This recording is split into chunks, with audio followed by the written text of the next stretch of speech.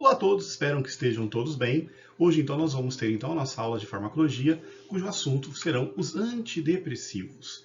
Então estaremos falando das questões referentes, a essa situação clínica tão comum nos dias de hoje, e que requer, uma ação de medicamentos para corrigir, o que a gente vai ver, de desvios fisiopatológicos, fisiológicos que levam à fisiopatologia, do qual os medicamentos, são importantes nesse processo.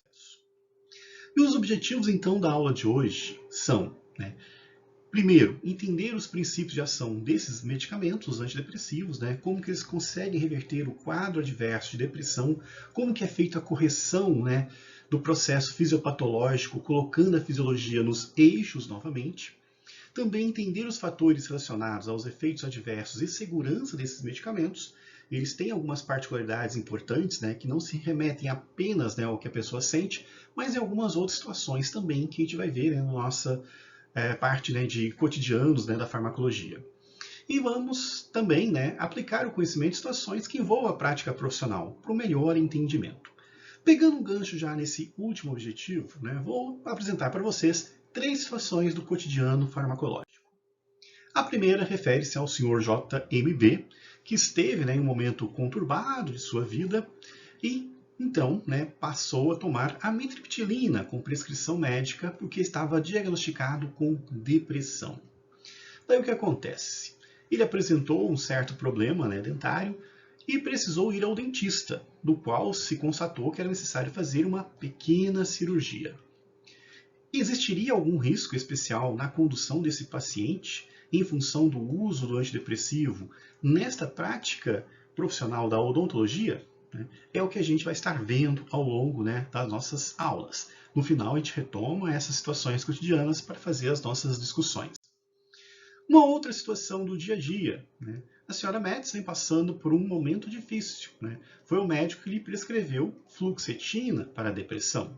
Entretanto, faz 2 semanas que nada melhora na sua vida. A depressão ainda persiste.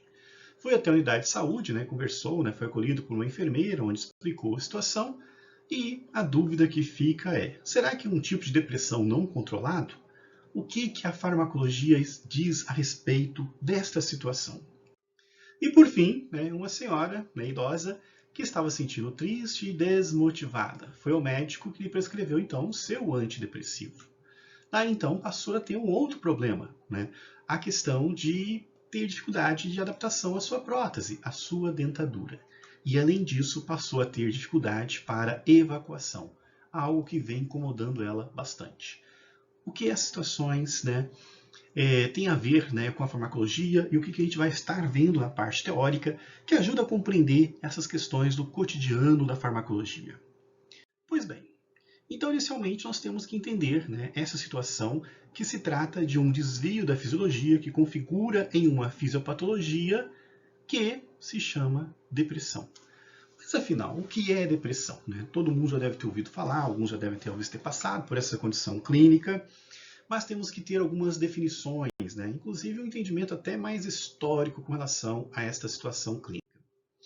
Um dos primeiros registros que a gente tem com relação à depressão e tratamento se deu através de Sigmund Freud, o pai da psicanálise, do qual ele chegou a usar substâncias para reverter quadros depressivos, como, por exemplo, chegou a prescrever cocaína para si mesmo, e também para os seus pacientes, como no caso do Ernest Marxull, que se tornou inclusive viciado no uso da cocaína. Freud então concluiu que a substância deveria ter melhores estudos para o seu emprego, e se concentrou mais na questão da psicanálise para reverter quadros depressivos. Mas a cocaína foi uma das primeiras substâncias utilizadas para esta finalidade, tratamento da depressão. E assim, de uma forma geral, o que é então esse desvio fisiopatológico que configura numa condição de doença que é a depressão? A depressão acontece no nosso sistema nervoso central, principalmente nas sinapses que existem entre os neurônios, na troca de substâncias entre os neurônios. Então, o que nós podemos observar quando nós temos então atividade neuronal que inclui essa troca, né, de substâncias nessas fendas que a gente chama de sinapse. Acontece, né, que as substâncias então ativam os neurônios, né, vizinhos e vão propagando, né, impulsos nervosos que vão fazer o nosso devido funcionamento. Porém, né, essa transferência de substâncias ela pode ter algum grau de comprometimento que venha a acontecer, que, né, deveria ter, né, uma certa normalidade no seu curso, mas devido a essa saída dos trilhos da fisiologia, vai configurar então uma fisiopatologia. E, né, por sua vez, né, uma redução nesta quantidade, né, de transferência de neurotransmissores, como a gente pode ver aqui, né, nessas animações em azul, essa redução na quantidade de transmissão de neurotransmissores é a base da ocorrência da depressão. Então, em termos fisiológicos, o que nós temos? Temos neurônios, os neurônios se comunicam, né, entre si pela liberação e acolhimento de substâncias que são, né, liberadas nas fendas sinápticas e pode acontecer desta quantidade ficar uma quantidade insuficiente, no qual os neurônios não são estimulados como deveriam e o reflexo disso são sintomas humorais, do qual se manifesta na questão da depressão. Daí então, nós temos que entender, né, que na fisiologia existem controles, né, desses neurotransmissores, né, das substâncias que estão entre as fendas sinápticas, né, e que é preciso compreender, né, como que isso vem a acontecer. Então, na nova animação que está sendo posta, né, nós temos o quê? Né? A liberação de neurotransmissores nessas fendas sinápticas. Alguns acabam, né, atingindo o seu objetivo de alcançar o receptor e outros não. Daí é necessário compreender que o excesso de neurotransmissores também seria uma saída da rota fisiológica, o que levaria a estados de euforia, que também pode ser considerado, né, um estado patológico. Mas quem são esses neurotransmissores, né? Nós temos, por exemplo, a serotonina, aqui representada na sua estrutura química, que desempenha um papel, né, de bem-estar. Temos aqui, né, a dopamina, que também desempenha a função, né, do bem-estar também, né, e papéis cognitivos importantes. Temos também, né, o GABA, um receptor também que é responsável pela regulação das atividades neuronais. E temos a adrenalina, norepinefrina, né, assim também denominada, que é responsável pelo estado de alerta e atenção. Então nós temos, né, alguns neurotransmissores então envolvidos, né, e aqui as suas estruturas químicas, né, que são aquelas substâncias que a gente viu há pouco no vídeo, onde nós observamos que são liberadas de um neurônio e são, né, levadas ao neurônio vizinho para a transmissão, né, de informações de impulso nervoso. Daí então, cada um desses neurotransmissores, né, desempenha papéis importantes na questão da nossa fisiologia do sistema nervoso central, sendo responsáveis, né, por atenção, motivação, prazer, recompensa, estado de alerta, energia, né, e também o controle de obsessões e compulsões. E o conjunto de todas garante o nosso perfeito humor, né? Porém, o excesso delas também poderia ser algo perigoso, né? Então existe uma regulação para isso. Nós não podemos ter excesso de neurotransmissores no nosso organismo. E uma das formas de controlar o excesso, que levaria ao estado de euforia, né, corresponde à ação de enzimas como a monoaminoxidase aqui presente e a catecol-ortometiltransferase, que são enzimas que iniciam um processo de inativação e degradação de neurotransmissores, fazendo com que o excesso perca o efeito, né? Então, é importante lembrar que na fisiologia, né, nós temos que ter equilíbrio, né? E quando o equilíbrio não é correspondido, nós temos então essas situações, né, de você ter falta, que leva à depressão, o excesso, que leva ao estado eufórico, que não seria interessante também em termos de saúde mental. E para controlar o excesso, temos ações importantes, né, de algumas enzimas, e essas enzimas, então, né, fazem com que eu tenha o balanço adequado, não tendo o excesso, né, dos neurotransmissores, fazendo então que eles fiquem inativos e a quantidade normal se mantenha. Isso para pessoas, né, normais, que não têm problemas de depressão, né, diagnosticado. Daí então, né, o que nós notamos então? Né? Notamos que temos esse processo então de recaptação, né? Porque uma vez o processo esperado corresponde ao quê? Né? A um conjunto de neurotransmissores que estão guardados na vesícula do neurônio vizinho. Acontece a liberação desta vesícula e dos neurotransmissores, como a gente viu, né? Norepinefrina, serotonina, dopamina, também acetilcolina. Esses neurotransmissores vão se ligar aos receptores, né? Conceito que a gente teve na primeira aula, e terá então a sinalização, que é a propagação do impulso nervoso. Daí o que acontece? Quando eu tenho o excesso de neurotransmissores presentes, né, eu tenho um processo inverso, que aqui está assinalado, né, agora, né, na animação em verde aqui, que é a recaptação, né?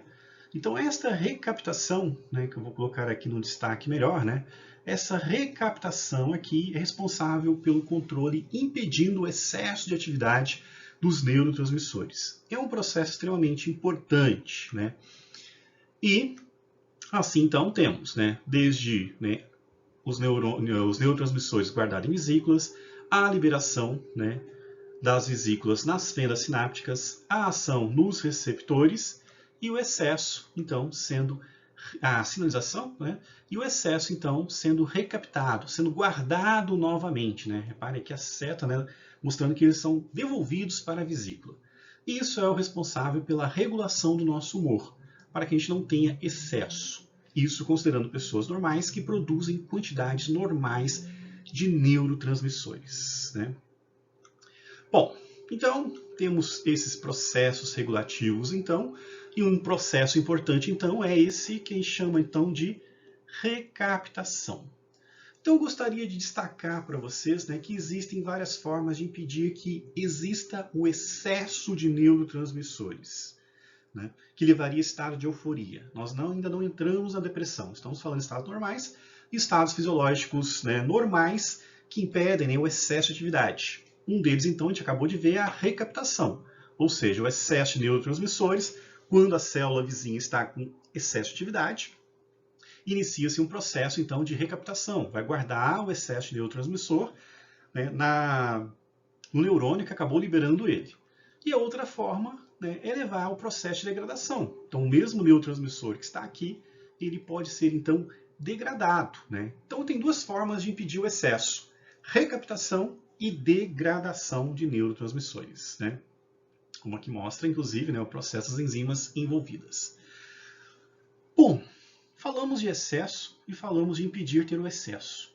A depressão é quando eu tenho falta de neurotransmissores. Então agora a gente vai entender um pouco o mecanismo fisiopatológico da depressão para depois associar com as informações presentes até esse momento, para que a gente então entenda como que os fármacos poderão agir, né, para reverter a situação. Então, a depressão, o que acontece, né? Você tem um estado normal, onde você libera, os seus neurônios liberam, né, os seus neurotransmissores, que são captados pelos neurônios vizinhos, né, através de receptores, e que levam, então, à atividade do neurônio, e assim se propaga, né?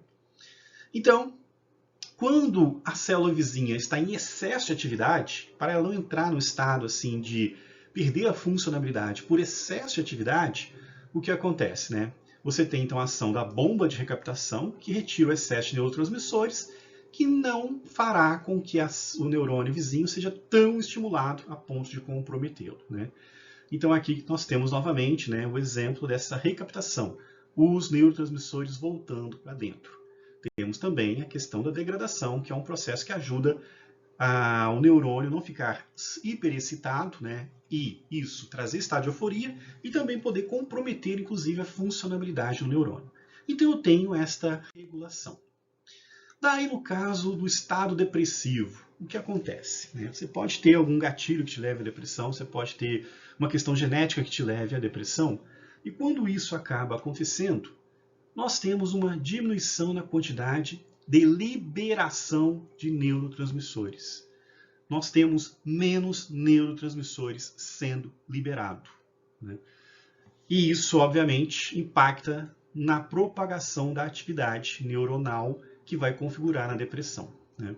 Então, aqui um exemplo, né, onde nós temos uma certa quantidade de neurotransmissores e uma pessoa com depressão que tem menos neurotransmissores.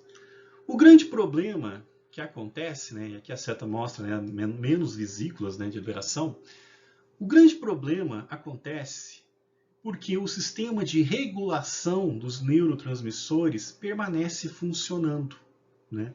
A bomba de recaptação ela continua funcionando normalmente e as enzimas que degradam trabalham normalmente. Ou seja, o que é pouco ainda é guardado ou degradado. Então, a situação complica para valer e a depressão pode avançar em estados até graves, né? Então, resumindo aqui, né, o mecanismo fisiopatológico da depressão. Uma redução na produção de neurotransmissores, né? Observe aqui a animação agora em vermelho, no estado depressivo, menos vesículas quando comparado com o estado normal, e um processo de recaptação que funciona normalmente.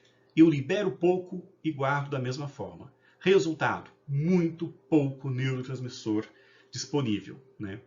E desta forma, então, né, temos, né, um processo, né, de captura, né, e degradação de menos neurotransmissores que leva, né, um balanço final bem baixo de neurotransmissores.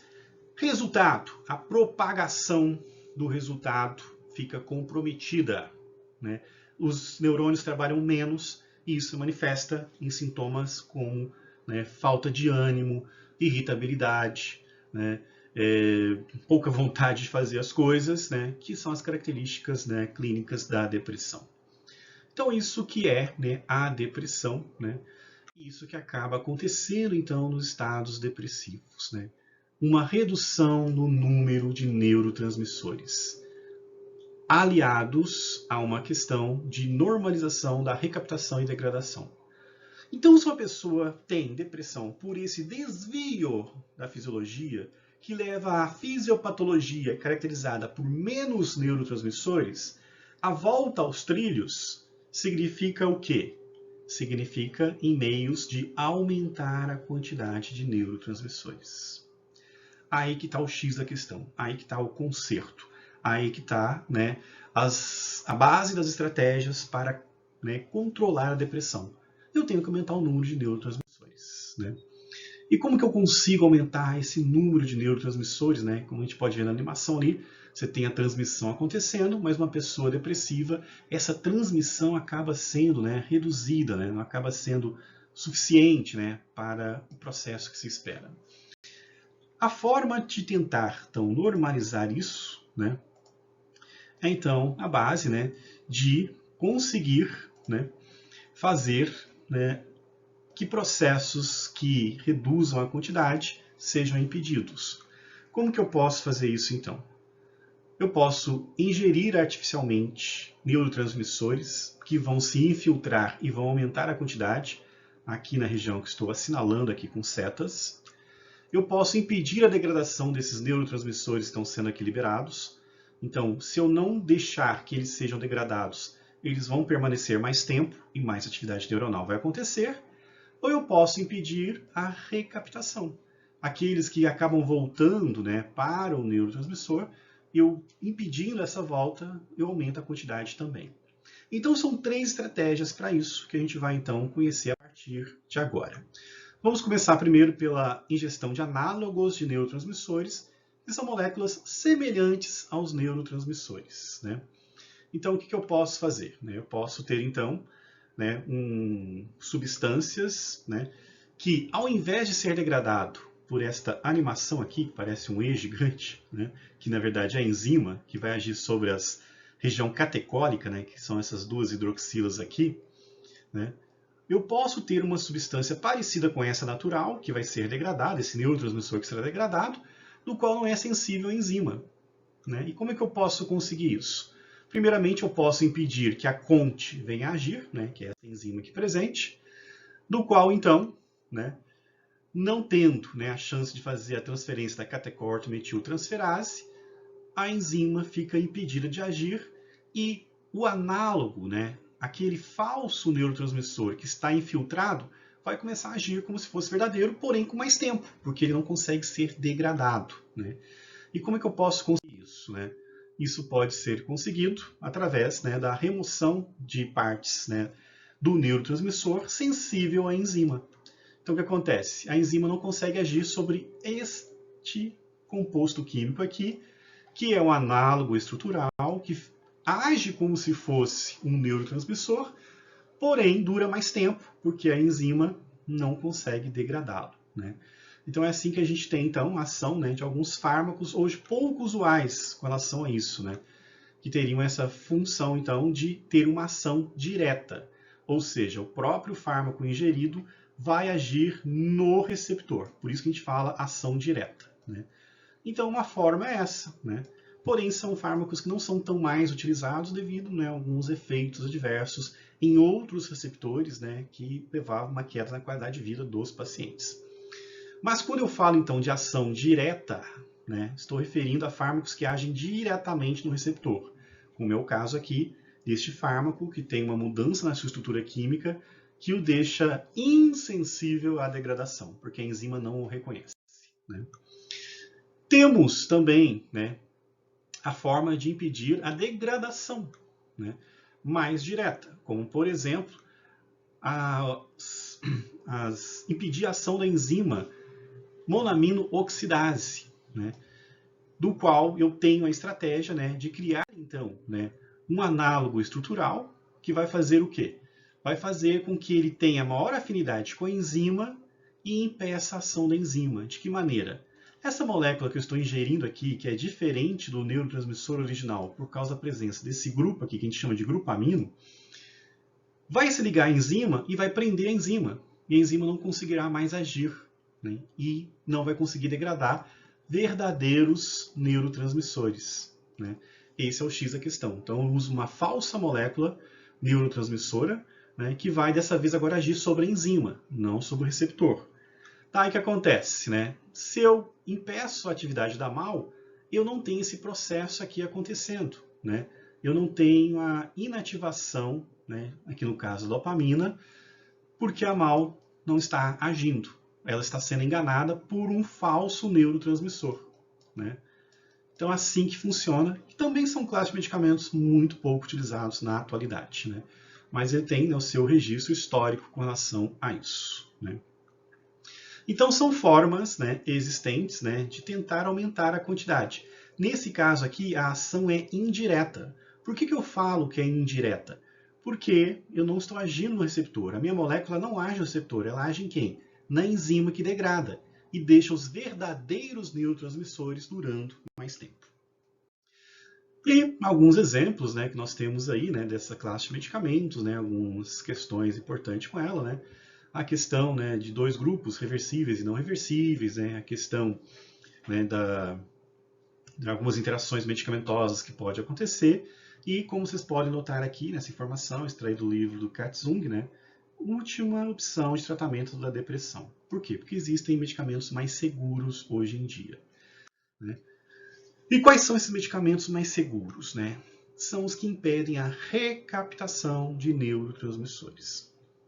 Nesse esquema aqui, eu tenho a membrana celular, né, fosfolipídica, tá? Aqui nessa seta que eu estou apontando aqui. Em azul, eu tenho o túbulo de recaptação, como é nas figuras anteriores que eu mostrei para vocês. E como é que funciona, né, essa recaptação, né? Como aqui, né, na própria, né, animação, né, figura que eu mostrei há pouco para vocês. Eu tenho os neurotransmissores presentes, né, na fenda sináptica.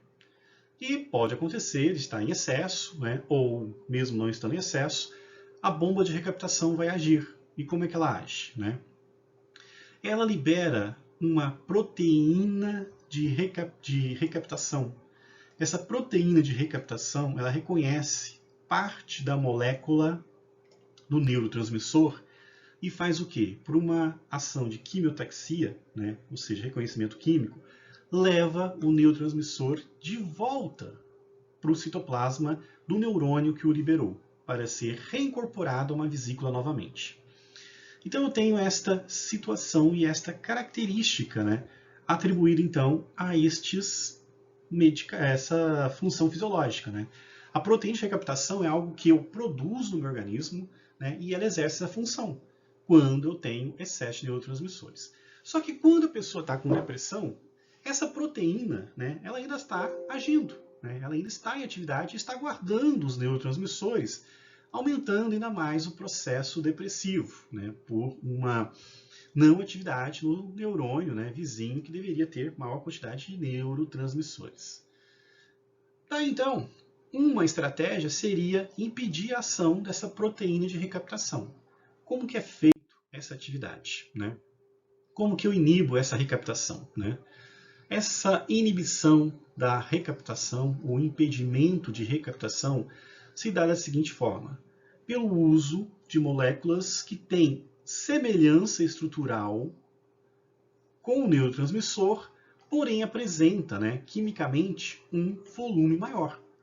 Se eu comparar aqui, por exemplo, esta molécula que é um neurotransmissor, né, que no caso aqui seria a dopamina, eu vou observar que, né, em uma determinada região, eu tenho um anel cíclico e nesta outra molécula aqui de cima, eu tenho 3 anéis cíclicos, né, do qual eu posso chamar de tricíclico, inclusive, que dá o nome a essa classe de antidepressivos que é denominada, né, de antidepressivos tricíclicos.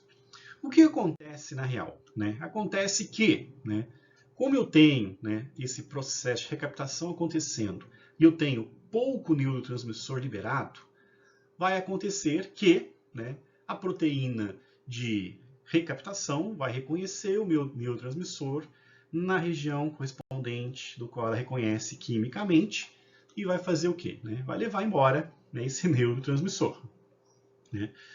Isso é uma situação que agrava o meu estado depressivo, porque eu vou ficar com menos neurotransmissores e eu preciso aumentar. E como eu disse há pouco, né, eu tenho que inibir a ação dessa proteína. Como que eu posso fazer isso? Né? Eu posso, através da ingestão, né, por via oral, de quem? Desse medicamento que eu chamo de amitriptilina. A amitriptilina é diferente dos demais, porque os outros têm apenas, né, um anel aromático, né, que a gente chama na química. Ela tem 3 anéis aromáticos. Resultado, né, essa substância tricíclica, que tem o que a gente chama de grupo volumoso, ela consegue, né, da mesma forma que a proteína de recaptação reconhece neurotransmissores, ela consegue ser reconhecida pela proteína de recaptação. E quando isso acontece, porque eu ingeri essa substância, né, ela chegou até o meu sistema nervoso central, quando ela então se infiltra lá no meio, acontece o quê? Ela faz um processo no qual a passagem dela pela recaptação, porque ela está enganando a proteína, seja muito lento, porque o volume dela é maior. E desta forma, as demais proteínas que iriam recaptar não conseguem agir. Garantindo assim o quê? Garantindo que eu tenho um efeito, né, maior desses neurotransmissores que ficarão disponíveis para agir no receptor, certo? E não serem recaptados. Então, trata-se de um fármaco de ação indireta, porque quem vai agir no meu receptor são as proteínas, são os meus neurotransmissores que não serão recaptados, né? E o fármaco vai agir de que maneira? Impedindo, enganando a proteína de recaptação, fazendo com que ela não guarde os verdadeiros neurotransmissores e guarde apenas, né, esses falsos neurotransmissores, como são a amitriptilina. Então, né, esta é a forma de agir. E ela apresenta algumas características interessantes em termos de efeitos adversos. Né? Uma delas que eu gostaria de destacar para vocês é o seguinte, né? Eu estou aqui sobrepondo 2 estruturas químicas que são 2 neurotransmissores, que agora eu deixo separado, e mostro para vocês, né, que eu tenho esta parte aqui e esta parte aqui que são muito semelhantes. Aqui é a amitriptilina e aqui é um neurotransmissor chamado acetilcolina. A acetilcolina ela é importante para duas situações. Né? Uma situação que ela é importante diz respeito, né, à mobilidade do trato gastrointestinal e outro pela questão da salivação. Né? Então, a liberação de saliva está muito envolvida com a acetilcolina. O que acontece? Né? A amitriptilina, esse fármaco aqui, né, ele faz o efeito dele no sistema nervoso central. Mas na periferia, como por exemplo, né, no trato gastrointestinal e também, né, lá na região da boca, ele se liga ao receptor da acetilcolina, né? Então ele vai se ligar no receptor da acetilcolina e vai promover o quê? Um efeito antagonista, né? Então esse fármaco, além de ter o efeito dele, ele é um antagonista, lembram da primeira aula? Antagonista colinérgico, porque ele é parecido, mas não é totalmente. Então, além da ação antidepressiva no sistema nervoso central, no trato gastrointestinal e na boca ele tem efeito antagonista colinérgico, ou seja, ele impede a motilidade gastrointestinal, levando então à constipação. Lembram do primeiro caso? Nós vimos um dos primeiros casos que a gente viu, né, no início da aula, se não me engano, o terceiro caso, né, daquela senhora que estava com constipação, efeito anticolinérgico desse fármaco. Lembra da situação também daquela senhora do primeiro caso, do início da aula, que falou que estava com problema na prótese, boca seca, né? Lembram do caso do senhor lá que ia fazer uma cirurgia e estava usando antidepressivo? Boca seca, cuidados especiais na hora de fazer os procedimentos cirúrgicos, né? Então, o antidepressivo ele tem uma interface muito próxima com a questão da odontologia, né? Principalmente por esses dois efeitos adversos, né? Então, nós temos essa situação, então, né? Que, né, a acetilcolina, que é esta molécula aqui, ela se liga ao seu receptor, porém, o antidepressivo, né, a amitriptilina, entre outros, da mesma classe, quando se liga ao receptor, né, parte da molécula não se liga, então o efeito de ativação não acontece, a molécula não é ativada, né, por isso que é uma ação antagonista. Então eu tenho esses efeitos, né, que devem ser considerados, né. Então, a amitriptilina, nortriptilina, né, eles se ligam ao receptor, mas, né, não geram resposta esperada. Bom, tá, então nós temos, né, os diferentes tipos, né, de fármacos que atuam desta maneira, né, que são extremamente semelhantes, e temos um, né, que é um pouco diferente e que tem uma ação, né, consideravelmente diferente também, né, pelo fato, né, dele não inibir a recaptação geral, como a gente observa aqui, né. Então, a amitriptilina, por exemplo, inibe a recaptação de todos os neurotransmissores aqui presentes, né. Daí, então, tem mais efeitos adversos, né. Daí que foi, então, desenvolvido, né, aqueles que são inibidores seletivos da recaptação somente da serotonina, porque ela está mais ligada à questão do bem-estar, né, do prazer, né, e da reversão da depressão, né, que é a questão, né, da fluoxetina, paroxetina e derivados, né. Então nós temos aí então, né, aqui a fluoxetina, no qual a sua estrutura química não é tricíclica, né, o que faz com que ela tenha afinidade com a proteína de recaptação específica da serotonina. Então a serotonina não é recaptada, os demais acabam sendo recaptados e faz com que a serotonina no final tenha aumento, né. Assim, então, ela também funciona a paroxetina, a sertralina, entre outros, né. Então, um detalhe importante, né, que a fluoxetina também, né, inibe a recaptação, mas exclusivo da serotonina, por ter uma estrutura química que atrai exclusivamente a proteína de recaptação da serotonina, visto que as proteínas não são iguais para todos os neurotransmissores, né. Então, nós temos essas características, né, e para fechar, então, lembrando o caso inicial, né, o Sr. JMB começou a usar a amitriptilina. Qual é a classe da amitriptilina? Antidepressivo tricíclico, ação indireta, porque impede a recaptação, né, de neurotransmissores de forma geral. Os três tipos principais, serotonina, dopamina, né, e norepinefrina. Daí, né, foi passar para um procedimento dentário, tem que fazer uma cirurgia com o dentista.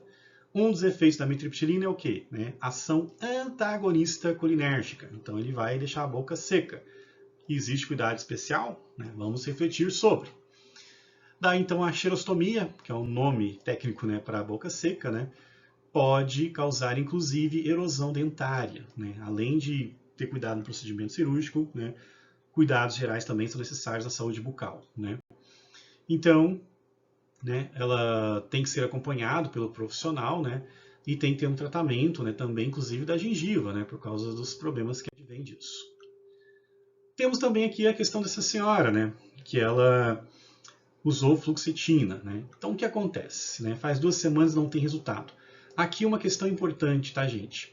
Os medicamentos antidepressivos, né, eles não começam o efeito imediato, porque para fazer com que, né, aumente a concentração de neurotransmissores, principalmente por ação indireta, né, envolvendo a inibição da recaptação, demora até 2 semanas, né? Então muitos efeitos antidepressivos ocorrem após 2 semanas de uso.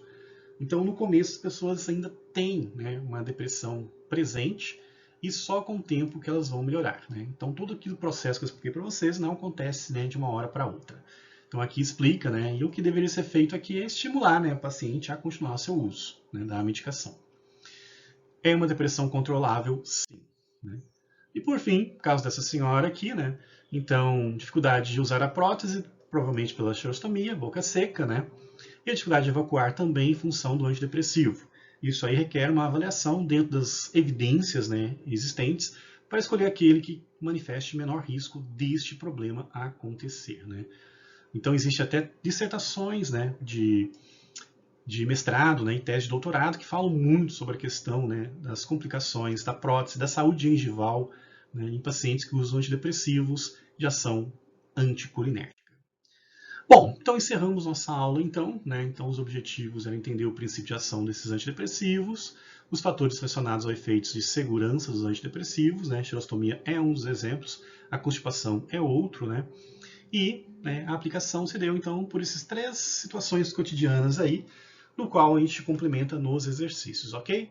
Qualquer dúvida é só entrar em contato. Obrigado.